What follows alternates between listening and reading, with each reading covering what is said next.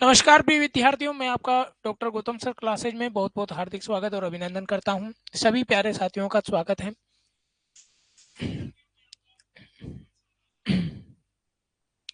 तो हम यहाँ पर जो हमारा नया पाठ्यक्रम आया हुआ है चयन परीक्षा का, उसमें नए पाठ्यक्रम के अंतर्गत आपके एक इकाई जोड़ी गई है, इकाई नंबर 4। वो जो आपके टाइटल जो लिखा हुआ है जिसमें लाइव क्लास का था, उसमें गलती से मिस्टेक हो गई थी, उसमें इकाई नंबर 2 लिख दी थी, जबकि इकाई नंबर 2 तो आपके क्या है, षड दर्शन से संबंधित है। मगर इकाई नंबर 4 की बात करेंगे हम यहाँ पर, ये आपके नए सिलेबस के आधार पर जुड़ी हुई है, जिसमें आपको दे रखा है क्या, परिभाषा सूत्र। और परिभाषा सूत्र में आपके कौन से सूत्र आ जाते हैं, संज्ञा सूत्र जिसे हम कहते हैं। तो यहाँ पर संज्ञा सूत्रों के बारे में चर्चा करेंगे और आज की जो ये कक्षा है ये नए पाठ्यक्रम के अकॉर्डिंग आपको प्रोवाइड करवाई जा रही है। तो इकाई नंबर 4 की बात करेंगे और इकाई नंबर 4 में सबसे पहले हम यहाँ पर परिभाषा सूत्र की बात करने वाले हैं, जिसकी हम यहाँ पर बात करेंगे वो है आपके यहाँ पर उपधा संज्ञा, या फिर इस प्रकार से देख सकते हैं। सबसे पहले हम इसी की चर्चा कर लेते हैं कि परिभाषा सूत्र जो है ये होते क्या है, इन्हें कहा क्या जाता है, क्या कारण है परिभाषा सूत्र का। तो सबसे पहले हम यहाँ पर बात करेंगे, इसकी एक परिभाषा है अनियमे नियम कारणीय परिभाषा। अनियमे अनियमे अनियमे नियम कारणीय अनियमे नियम कारणीय परिभाषा। तो ये परिभाषा जो सूत्र है, ये परिभाषा सूत्र की क्या है, परिभाषा है। एक प्रकार से कहा जा सकता है कि इस परिभाषा सूत्र की ही क्या है, ये परिभाषा है। क्या कहा गया है इसमें, अनियमे नियम कारणीय परिभाषा। जहां पर अनियम की क्या हो, व्यवस्था हो, जहां पर अनियम की क्या हो, व्यवस्था हो, या नियम जो है वो व्यवस्थित नहीं हो, तो उस नियम को व्यवस्थित करने के लिए जिस नियम को दर्शाया जाए, जिस नियम की व्यवस्था की जाए, उसे ही क्या कहा जाता है, परिभाषा सूत्र कहा जाता है। प्यारे साथियों, क्या कहा जाता है, परिभाषा सूत्र कहा जाता है। तो अनियमे नियम कारणीय परिभाषा, जहां पर नियम जो है उस नियम क्या है, व्यवस्थित नहीं है, उसमें क्या है, अनियमितता दिखाई दे रही है, दर्शाई दे रही है। तो उसको व्यवस्थित करने के लिए जिस की परिभाषा व्यवस्थित की जाए, उसे ही हम यहाँ पर क्या कहते हैं, परिभाषा सूत्र कहते हैं। क्या कहते हैं, परिभाषा सूत्र कहते हैं। तो वो परिभाषा सूत्र कौन कौन से होते हैं, तो उन परिभाषा सूत्रों को हम संज्ञा सूत्रों के नाम से जानते हैं, और अलग अलग प्रकार की संज्ञा सूत्र होते हैं जिनकी हम यहाँ पर चर्चा करेंगे। तो इस प्रकार से हम कह सकते हैं कि अनियम की स्थिति में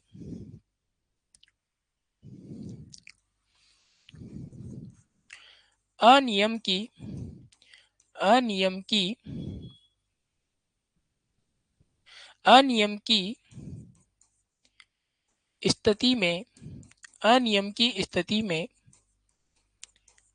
नियम की व्यवस्था करने वाले नियम की व्यवस्था करने वाले नियम की व्यवस्था करने वाला सूत्र, करने वाले नहीं, करने वाला लिख देते हैं, इस सूत्र की बात की जा रही है।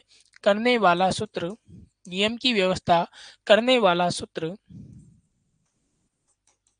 परिभाषा सूत्र कहलाता है। परिभाषा परिभाषा सूत्र कहलाता है। क्या कहलाता है, परिभाषा सूत्र कहलाता है। तो ये आपके तो क्या हो गई, परिभाषा सूत्र की परिभाषा हो गई कि परिभाषा सूत्र होता क्या है, अनियमे नियम कारणीय परिभाषा। परीक्षा में पूछा जा सकता है, पूछ लेता है, इस कारिका को देकर के, इसको परिभाषा को देकर के पूछ सकता है, अनियमे नियम कारणीय परिभाषा का परिभाषा सूत्र। तो ये परिभाषा सूत्र की क्या है, परिभाषा है कि अनियम की स्थिति में जो नियम की व्यवस्था कराए, नियम की क्या है, दर्शाए, वही आपके क्या कहलाते हैं, परिभाषा सूत्र कहलाते हैं। तो इस प्रकार से जैसे कि हम यहाँ पर बात करने वाले हैं, उदाहरण के रूप में आप यहाँ पर लिख सकते हो, स्थाने अंतरतम। जैसे जैसे आपके पास में उदाहरण क्या है, स्थाने अंतरतम, स्थाने अंतरतम, स्थाने अंतरतम, ये आपके क्या है, परिभाषा सूत्र है। क्या है, परिभाषा सूत्र है, स्थाने अंतरतम। अब स्थाने अंतरतम क्या होता है, इसका मतलब ये होता है कि जहां जहां पर स्थानीय होंगे उन्हीं के स्थान पर क्रमशः वैसे ही आदेश क्या करने पड़ेंगे। जैसे कि इसका एक और सूत्र होता है, एचो अयवा यावह। क्या होता है, एचो अयवा यावह। एचो एवा याव। अब ये सूत्र क्या कहता है, ये सूत्र कहता है कि जहां पर एच वर्ण हो, यहाँ पर क्या हो, एच प्रत्याहार के अंतर्गत आने वाले वर्ण हो, तो वहां पर क्या करना चाहिए, आदेश करना चाहिए। क्या करना चाहिए, आदेश करना चाहिए। और कैसे करना चाहिए, क्रमशः करना चाहिए। कैसे होना चाहिए, क्रमशः होना चाहिए। तो इस प्रकार से आपके यहाँ पर क्या हो जाएगा, जैसे कि एच प्रत्याहार में ए स्वर है, आई ए ओ, ए स्वर है, ओ स्वर है, आई स्वर है और औ स्वर है। तो इस प्रकार से इनके स्थान पर क्रमशः, इनके स्थान पर क्रमशः क्या हो जाएंगे, अय, अव, आय और आओ।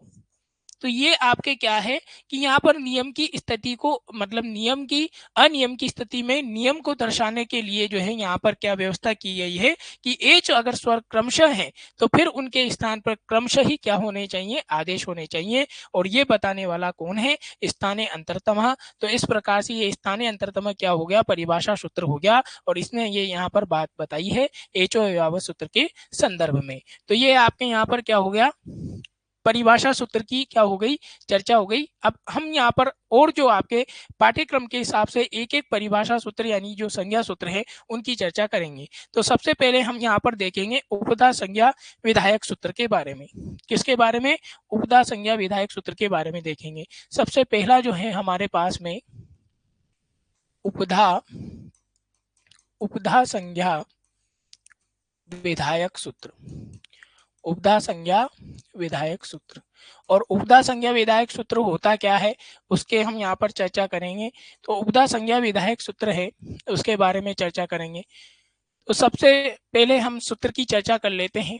तो उपधा संज्ञा विधायक सूत्र आपके होता क्या है, तो अलो अंत्यात पूर्व उपधा, अलो अंत्यात, अलो अंत्यात, अलो अंत्यात पूर्व उपधा, अलो अंत्यात पूर्व उपधा। तो यहाँ पर ये उपधा संज्ञा की बात की जा रही है कि उपधा किसे कहा जाता है।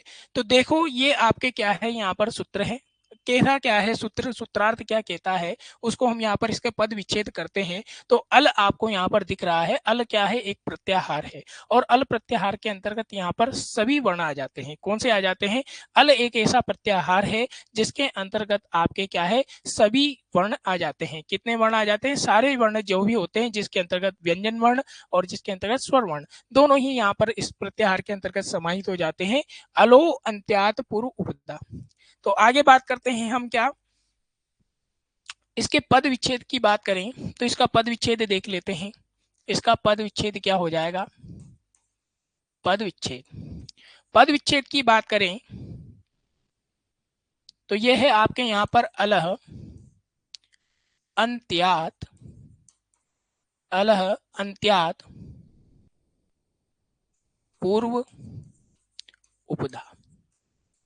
इस प्रकार से ये आपके यहाँ पर क्या हो गया, इसका पद विच्छेद कर दिया हमने सूत्र का, अलो अंत्यात पूर्व उपधा का। तो अलो जो है, अलो, अब यहाँ पर ओ की ध्वनि आ रही है तो ओ का हमने यहाँ पर क्या कर दिया, विसर्ग कर दिया। विसर्ग क्या कर दिया, ओ का जो है विसर्ग कर दिया। और अंत्यात जो आपके यहाँ पर ओ वर्ण के बाद में क्या है, यहाँ पर आपको अवग्र दिखाई दे रहा है। तो इसमें आपके जो ये शब्द है अलो अंत्यात, इसमें आपको यहाँ पर पूर्व रूप संधि का प्रसंग भी देखने को मिल रहा है। कौन सी संधि है, पूर्व रूप संधि कहाँ होती है, जहां पर आपके क्या हो, कौन सा स्वर हो, ओ स्वर है। और ओ स्वर के जस्ट बाद में क्या है, अवग्र लगा हुआ है। तो इस प्रकार से ये अस्वर जो है ना, ये अस्वर आपके आगे वाला जो स्वर है उसमें आकर के क्या है, मिल जाता है। और इस अ की ध्वनि के दर्शाने के लिए अवग्र का स्थान ग्रहण किया जाता है। तो ये आपके पूर्व रूप संधि का प्रसंग है। मगर हम यहाँ पर उपधा संज्ञा की बात कर रहे हैं। तो उपधा संज्ञा क्या हो गई कि अलह अंत्यात पूर्व उपधा। तो इस प्रकार से अंतिम जो अल वर्ण होंगे, अंतिम वर्ण, उससे पूर्व वाला जो वर्ण होगा वो आपके क्या कहलाता है, उपधा संज्ञक वर्ण कहलाता है। तो उसको हम यहाँ पर देख लेते हैं। तो अल क्या है, एक प्रत्याहार है। इसको मैं पॉइंट वाइज आपके यहाँ पर लिख देता हूं। अल एक प्रत्याहार है, अल एक प्रत्याहार है, अल एक क्या है, प्रत्याहार है जिसके जिसके अंदर, जिसके अंतर्गत, जिसके अंतर्गत सभी वर्ण आ जाते हैं, जिसके अंतर्गत सभी वर्ण आ जाते हैं, जिसके अंतर्गत सभी वर्ण आ जाते हैं। तो अल यहाँ पर क्या है, एक प्रत्याहार है और इसके अंतर्गत सभी वर्ण आ जाते हैं, यानी कि आपके स्वर भी आ जाएंगे और व्यंजन वर्ण भी आ जाएंगे। तो इस प्रकार से हम यहाँ पर अगर वर्णमाला की बात करें तो वर्णमाला में आपके 13 स्वर होते हैं और 33 व्यंजन होते हैं और ये सब इसके अंतर्गत आ जाते हैं। आगे बात करते हैं, अगला महत्वपूर्ण इसका जो बिंदु है वो है आपके यहाँ पर कि किसी भी शब्द या धातु, कोई भी शब्द हो या धातु हो, उस धातु का जो अंतिम वर्ण है, उस अंतिम वर्ण से पहले वाला जो वर्ण है या पूर्व वाला जो वर्ण है, वही आपके उपधा संज्ञक वर्ण कहलाता है। क्या कहलाता है प्यारे साथियों? वही आपके उपधा संज्ञक वर्ण कहलाता है। चाहे कोई शब्द हो, चाहे कोई धातु हो, तो उनसे, उन धातुओं और उन शब्दों का सबसे अंतिम जो वर्ण होगा, उस अंतिम वर्ण से पूर्व वाला जो वर्ण होगा, वो आपके उपधा संज्ञक वर्ण कहलाता है। उसको हम उदाहरण के माध्यम से अभी समझेंगे। तो इस सबसे पहले इस परिभाषा को यहाँ पर लिख लेते हैं। अतः अतः किसी भी शब्द या धातु से पूर्व, अतः किसी भी शब्द या धातु के अंत में, अतः किसी भी शब्द या धातु के अंतिम वर्ण से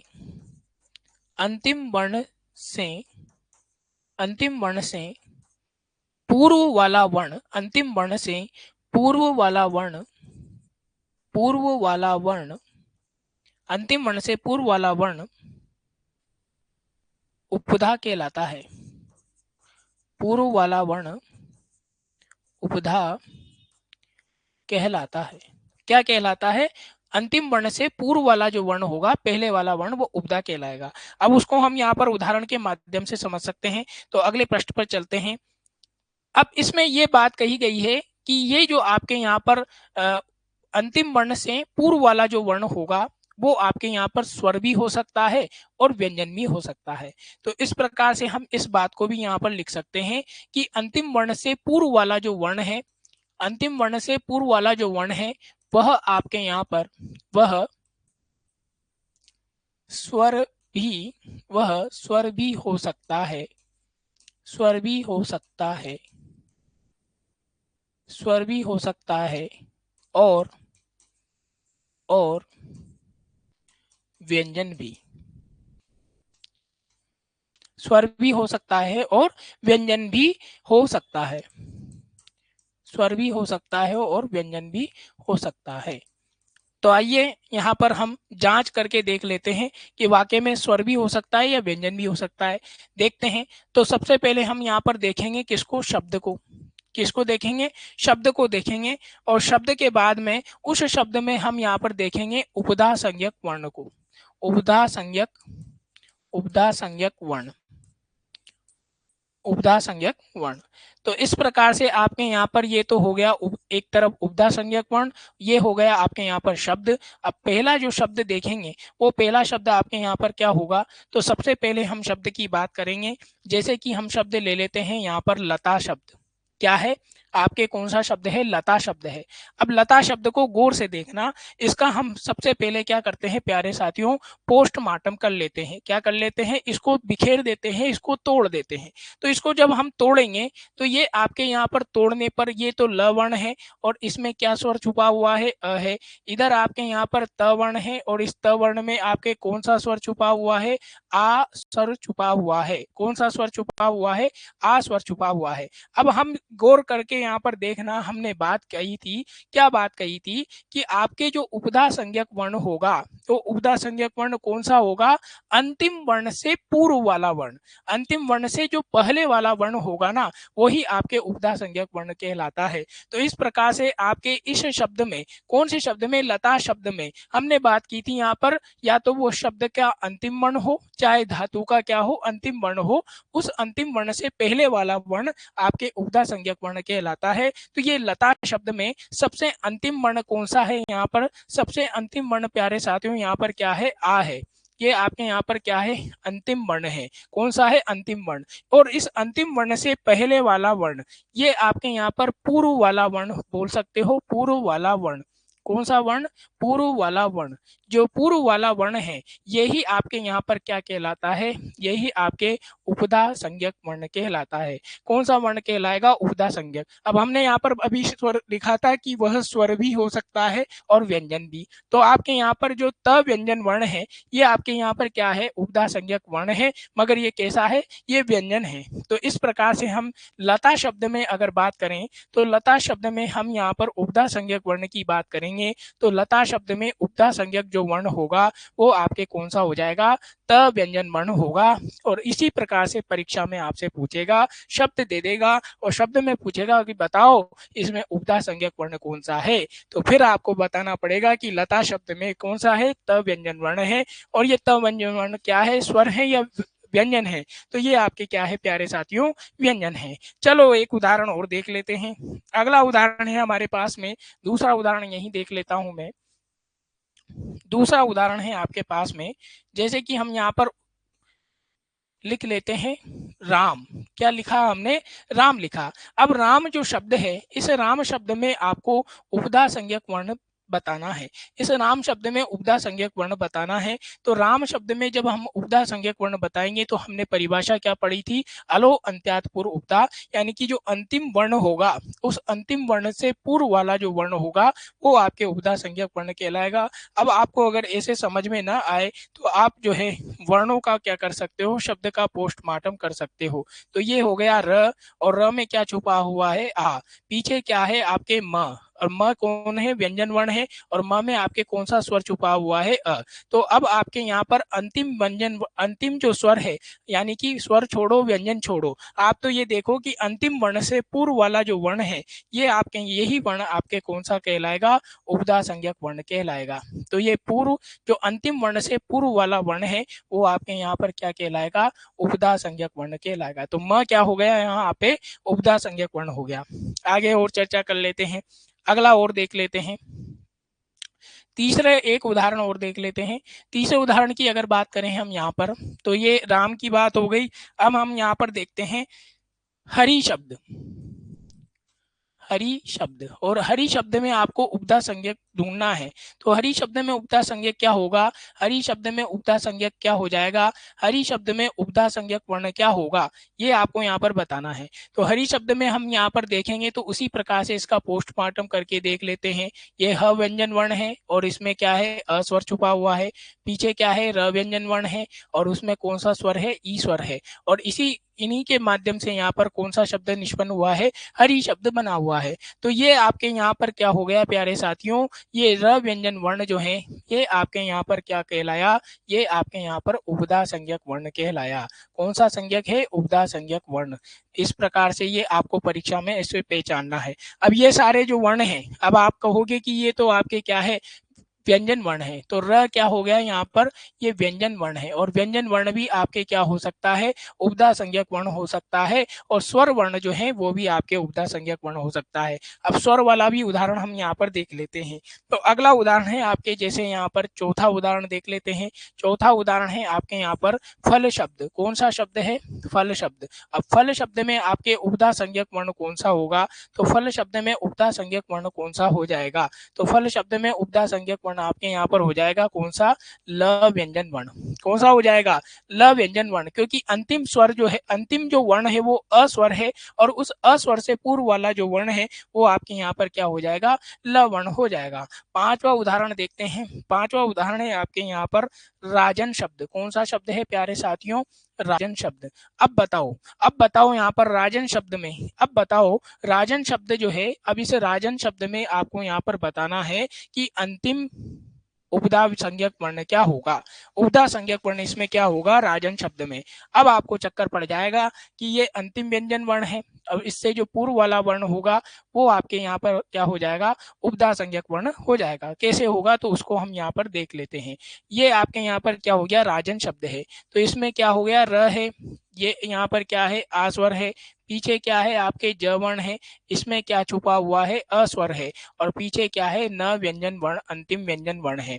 न वर्ण क्या है आपके शब्द रूप का अगला अंतिम वर्ण है, कौन सा, न व्यंजन वर्ण। और इस न व्यंजन वर्ण से जो पूर्व वाला वर्ण है वही आपके यहाँ पर क्या कहलाएगा, उपधा संज्ञक वर्ण कहलाएगा। अब देखो प्यारे साथियों, ये आपके यहाँ पर क्या हो गया, ये आपके यहाँ पर स्वर हो गया।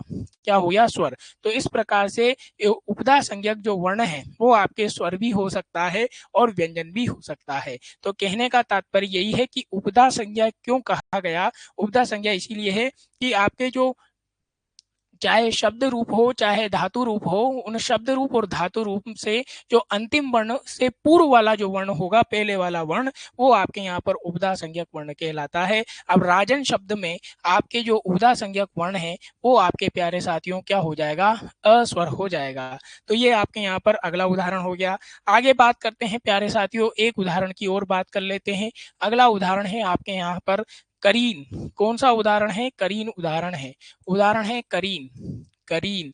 अब करीन में आपके यहाँ पर उपधा संज्ञक वर्ण कौन सा हो जाएगा, तो करीन में आपके यहाँ पर उपधा संज्ञक हो जाएगा ई वर्ण। कौन सा हो जाएगा, ई स्वर आपके यहाँ पर उपधा संज्ञक वर्ण हो जाएगा। कैसे होगा, तो ये है क, ये है अ, ये है आपके र, इसमें छुपा हुआ है ई, और आगे पीछे क्या है, न व्यंजन वर्ण है। तो इस प्रकार से ये आपके ई स्वर जो है वो आपके क्या हो गया, उपधा संज्ञक वर्ण हो गया। अब इतना मैंने आपको समझा दिया है, इससे परीक्षा में प्रश्न बाहर जाने वाला बिल्कुल भी नहीं है। क्या पूछेगा, या तो सूत्र पूछेगा अलो अंत्यात पूर्व उपधा, और आपसे क्या पूछेगा कि उपधा संज्ञक होगी कहाँ पर। तो इस प्रकार से आपको बताना पड़ेगा कि अंतिम जो वर्ण होगा, चाहे वो शब्द रूप हो चाहे धातु रूप हो, उससे पूर्व वाला जो वर्ण होगा, अंतिम वर्ण से पूर्व वाला वर्ण, वही आपके उपधा संज्ञक वर्ण कहलाएगा। अब आपके इस करीन शब्द जो है, इस करीन शब्द में उपधा संज्ञक वर्ण कौन सा हो गया, तो ई स्वर आपके यहाँ पर उपधा संज्ञक वर्ण हो गया।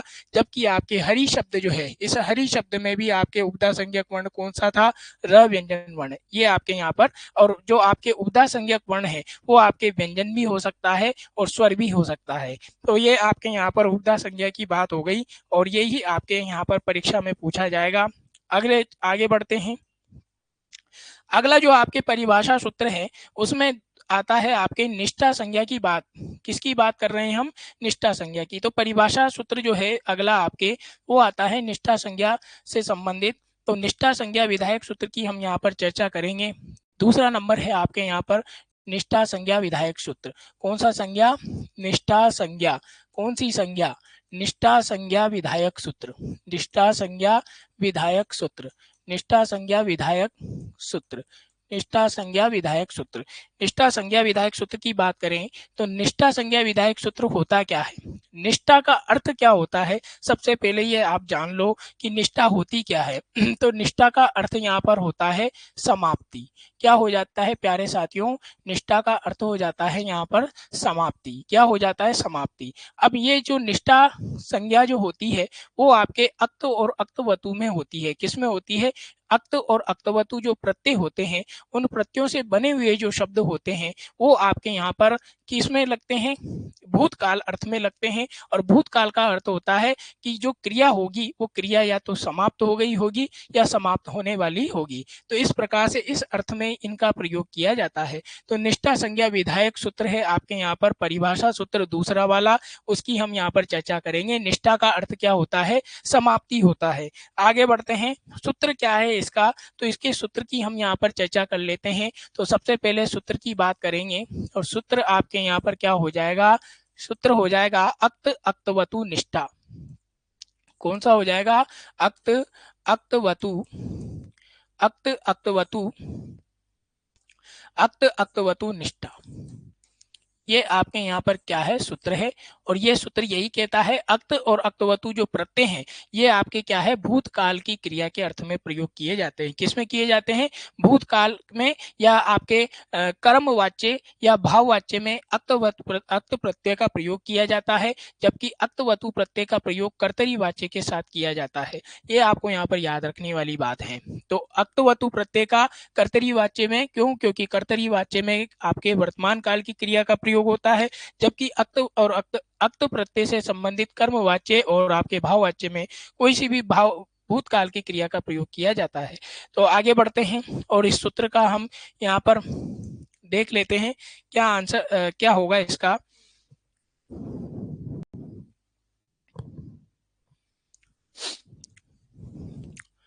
तो यहाँ पर हम इसका अर्थ लिख सकते हैं भूतकाल या लंग लकार, भूतकाल या लंग लकार के अर्थ में भूतकाल, भूतकाल या लंग लकार, भूतकाल या लंग लकार के अर्थ में, लंग लकार के अर्थ में, भूतकाल या लंग लकार के अर्थ में अक्त व अक्तवतु, अक्त व अक्तवतु प्रत्ययों का, अक्त व अक्तवतु प्रत्ययों का, अक्त व अक्तवतु प्रत्ययों का, अक्त व अक्तवतु प्रत्ययों की, इस प्रकार से लिख सकते हैं, अक्त व अक्तवतु प्रत्ययों की निष्ठा संज्ञा होती है। अक्त अक्तवतु प्रत्ययों की निष्ठा संज्ञा, निष्ठा संज्ञा, निष्ठा संज्ञा होती है। क्या होती है? निष्ठा संज्ञा होती है। किस अर्थ में होती है? ये भूतकाल या लंग लकार के अर्थ में। अगर भूतकाल और लंग लकार अर्थ में भूतकाल की जहां बात होगी तो वहां पर जो क्रिया बनेगी वो लंग लकार में चलेगी। किस में चलेगी प्यारे साथियों? लंग लकार में चलेगी। वर्तमान की बात होगी तो वो लट लकार में होगी। तो इस प्रकार से, और भविष्य की बात होगी तो लट लकार में होगी। तो ये आपके यहाँ पर भूतकाल की बात जहां पर भी होगी वो लंग लकार के अर्थ में अक्तवतु जो प्रत्यय होते हैं उनकी क्या हो जाती है प्यारे साथियों? निष्ठा संज्ञा होती है। और निष्ठा का अर्थ मैंने बताया ही है, निष्ठा का अर्थ क्या होता है? समाप्ति। अब जब भूतकाल की क्रिया का मतलब यही होता है कि जब या तो क्रिया समाप्त हो गई हो या फिर आज का दिन है, अब जो कल निकल गया वो भूतकाल बन गया और उसमें जो क्रिया का प्रयोग होगा वो आपके अक्त और अक्तवतु प्रत्ययों का प्रयोग किया जाएगा। तो इस प्रकार से भूतकाल या लंग लकार के अर्थ में अक्त व अक्तवतु प्रत्ययों की क्या हो जाती है? निष्ठा संज्ञा होती है। निष्ठा पद का शाब्दिक अर्थ यहाँ पर मैं लिख देता हूँ आपके लिए। ऊपर तो मैंने बता ही दिया था, फिर भी यहाँ पर लिख सकता हूँ मैं कि निष्ठा पद का, निष्ठा पद का, निष्ठा पद का शाब्दिक अर्थ, निष्ठा पद का शाब्दिक अर्थ, निष्ठा पद का शाब्दिक अर्थ क्या होता है? निष्ठा पद का शाब्दिक अर्थ होता है समाप्ति। क्या होता है? समाप्ति होता है।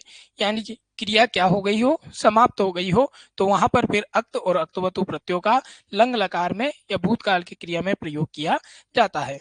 आगे बढ़ते हैं। और महत्वपूर्ण बिंदु क्या है?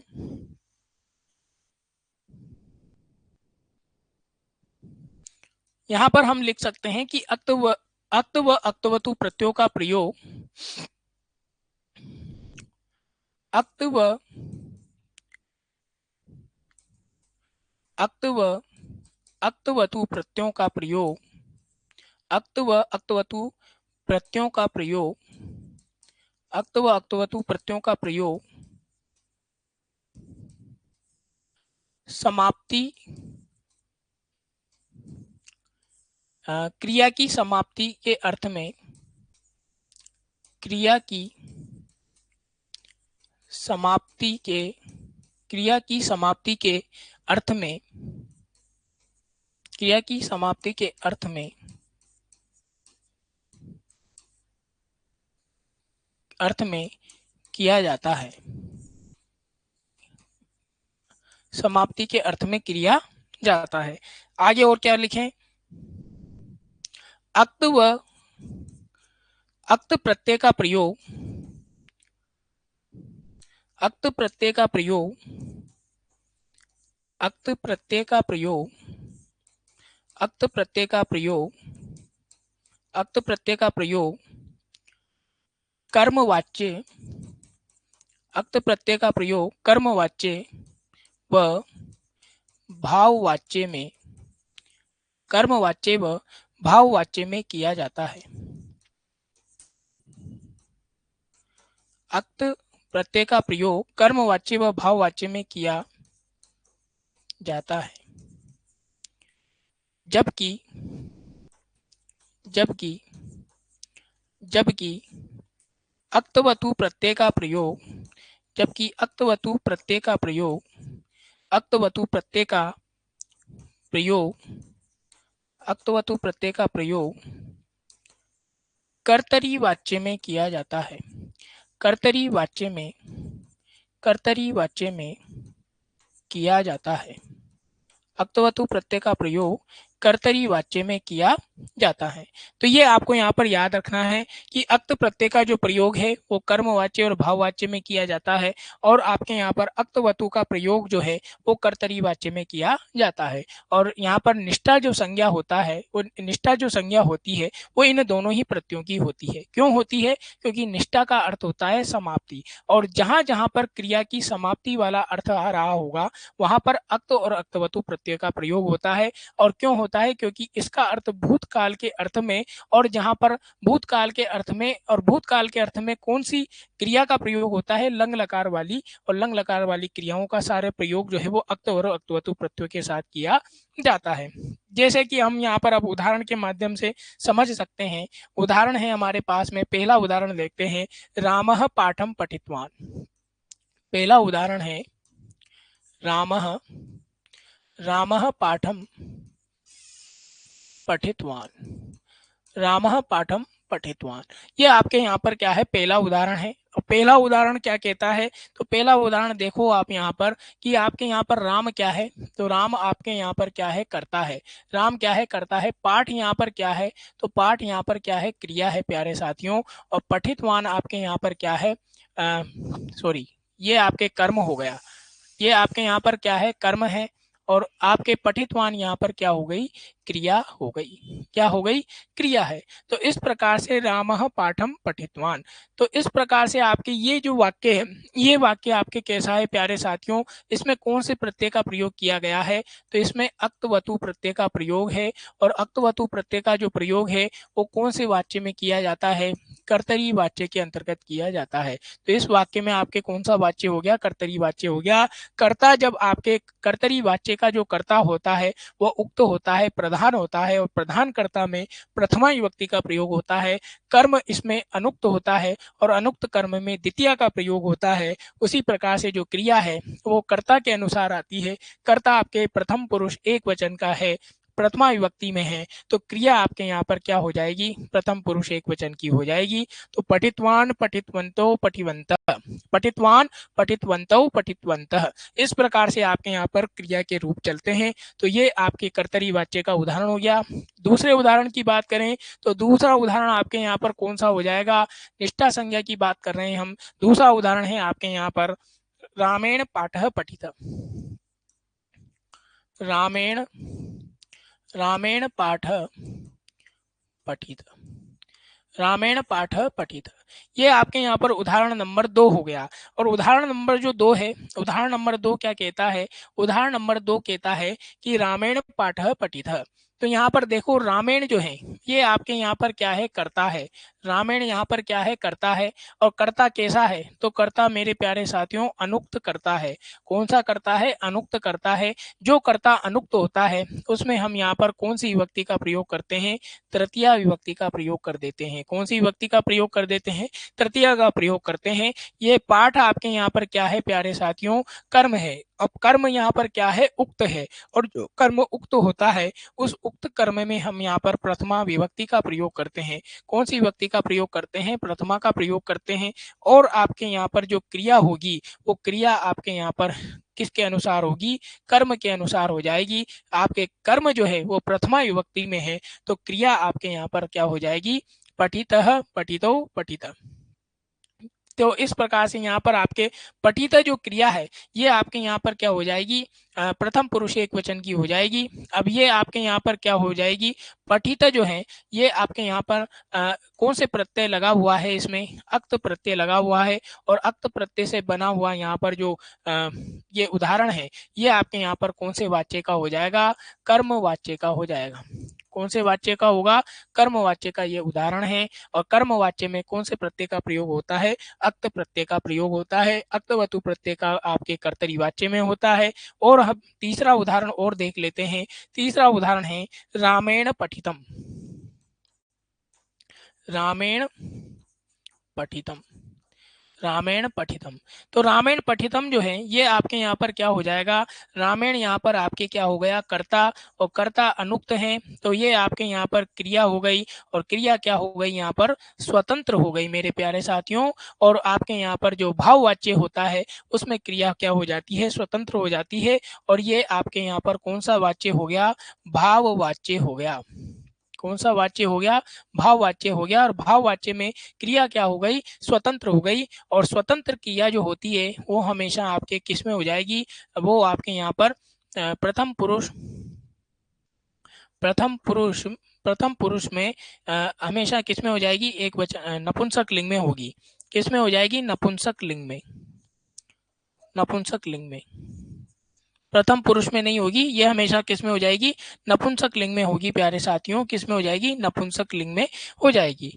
और ये आपके पठितम जो बनता है ये कौन से प्रत्यय से बना हुआ है, अक्त प्रत्यय से बना हुआ है। तो इस प्रकार से अक्त प्रत्यय का जो प्रयोग है वो आपके यहाँ पर भूतकाल की क्रिया के अर्थ में यानी समाप्ति के अर्थ में प्रयोग किया जाता है। रामः पाठम पठितवान, राम पाठ पढ़ेगा, यानी वर्तमान में राम पाठ पढ़ेगा। इस प्रकार से रामायण पाठः पठितः, राम ने पाठ पढ़ लिया है।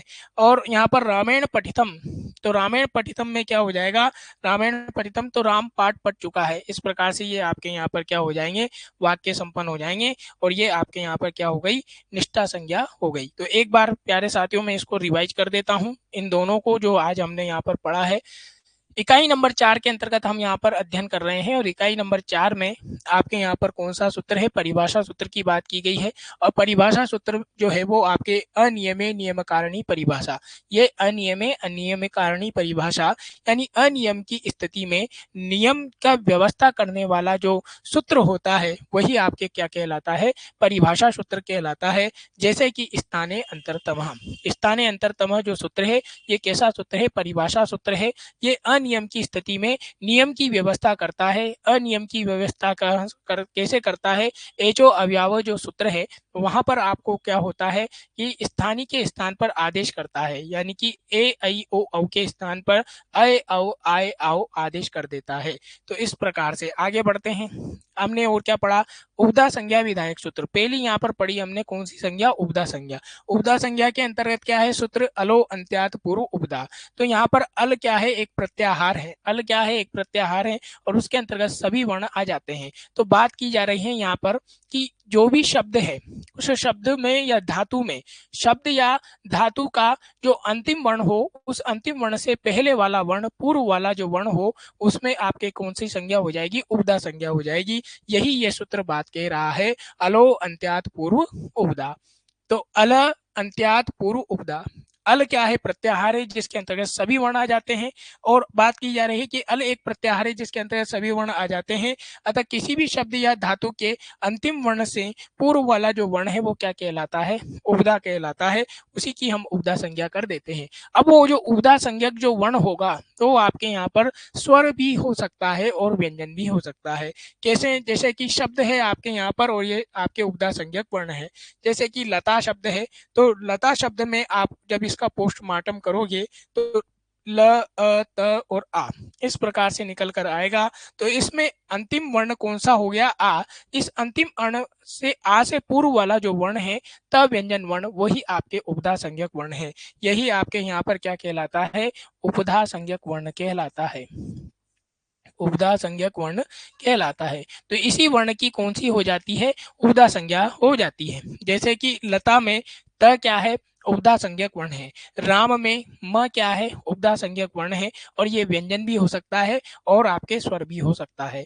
आगे बढ़ा हमने यहाँ पर हरि जो है, हरि शब्द में र क्या है, तो हरि शब्द में यहाँ पर र क्या हो गया, उपधा संज्ञक वर्ण है, क्योंकि अंतिम ई स्वर है और ई स्वर से पूर्व वाला जो वर्ण होगा वही आपके उपधा संज्ञक वर्ण कहलाएगा। उसी प्रकार से आपके फल शब्द में, फल शब्द में ल क्या है, आपके अंतिम वर्ण अ है, और अ से पूर्व वाला वर्ण आपके क्या हो गया, ल आपके उपधा संज्ञक वर्ण है। राजन शब्द में, राजन शब्द में अ क्या है, आपके स्वर है, और ये आपके अ क्या हो गया, अंतिम वर्ण। अंतिम वर्ण कौन सा है, न है, और उससे पूर्व वाला वर्ण अ जो है आपके उपधा संज्ञक वर्ण हो गया। करीन जो है, करीन में आपके यहाँ पर अंतिम वर्ण कौन सा है, न है, और इस न वर्ण से पूर्व वाला जो वर्ण है वो आपके क्या हो गया, उपधा संज्ञक वर्ण कहलाया। इसी प्रकार से आगे बढ़े हम यहाँ पर, तो अगली जो हमारा संज्ञा विधायक सूत्र है, परिभाषा सूत्र, वो आ जाता है निष्ठा संज्ञा विधायक सूत्र। निष्ठा संज्ञा विधायक सूत्र की बात करें तो निष्ठा का अर्थ क्या होता है, समाप्ति होता है। तो जहां पर अक्त और अक्तवतु जो प्रत्यय होते हैं उनकी क्या होती है, निष्ठा संज्ञा होती है। क्या हो जाती है, निष्ठा संज्ञा हो जाती है। यानी कि भूतकाल या लंग लकार की क्रिया के अर्थों में अक्त और अक्तवतु प्रत्ययों का प्रयोग किया जाता है। तो इस प्रकार भूतकाल या लंग लकार के अर्थ में अक्त व अक्तवतु प्रत्ययों का निष्ठा संज्ञा हो जाती है, और निष्ठा पद का शाब्दिक अर्थ क्या हो जाता है, समाप्ति होता है। आगे बढ़ते हैं। अक्त व अक्तवतु प्रत्ययों का प्रयोग क्रिया की समाप्ति के अर्थ में किया जाता है। किसमें किया जाता है, क्रिया की समाप्ति के अर्थ में। अक्त प्रत्यय का प्रयोग कर्मवाच्य और भाववाच्य में किया जाता है, जबकि अक्तवतु का प्रयोग जो है वो कर्तरी वाच्य में किया जाता है। किसमें किया जाता है, कर्तरी वाच्य में किया जाता है। जैसे कि उदाहरण है रामः पाठः पठितवान। अब ये आपके यहाँ पर कर्तरी वाच्य का उदाहरण है। कर्तरी वाच्य में कर्ता क्या होता है, उक्त होता है, उसमें प्रथमा का प्रयोग होता है। कर्म में आपके क्या होती है, कर्म जो है उसमें द्वितीया होती है, क्योंकि कर्म अनुक्त होता है, अनुक्त कर्म में द्वितीया होती है। क्रिया आपके कर्ता के अनुसार आती है। तो इस प्रकार से ये कर्तरी वाच्य, और कर्तरी वाच्य में पठितवान, पठितवन्तौ, पठितवन्तः, इस प्रकार से आपके यहाँ पर इसके रूप चलते हैं। रामायण पाठः पठितः, तो पठितः में अक्त प्रत्यय से बना हुआ है, ये कर्मवाच्य का उदाहरण है। रामायण पठितम, ये आपके भाववाच्य का उदाहरण है। तो प्यारे साथियों, आज के लिए बस इतना ही। दीजिए इजाजत। कल तक के लिए नमस्कार। जय हिंद, जय भारत, धन्यवाद।